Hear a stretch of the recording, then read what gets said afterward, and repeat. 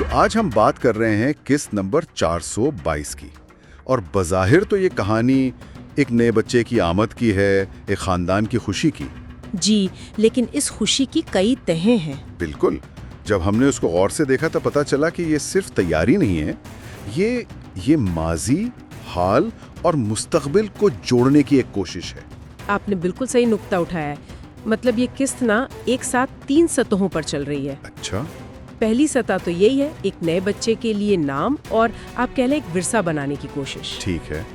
दूसरी सतह पर इसी घर के अंदर एक रिश्ता टूट रहा है और तीसरी सतह पर एक अनजाना खतरा हसन की सूरत में।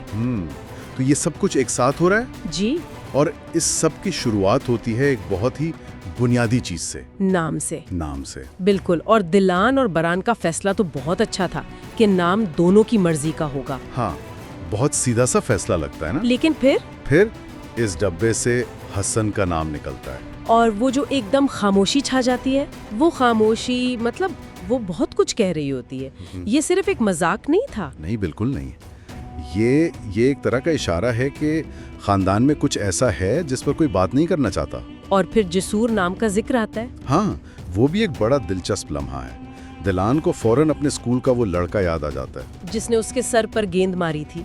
एक छोटी सी बात है, लेकिन ये दिखाती है कि नाम का इंतखाब कितना जाती मामला होता है। सही, कि एक नाम किसी के लिए बहादुरी की अलामत हो सकता है और दूसरे के लिए एक बुरी याद। बिल्कुल।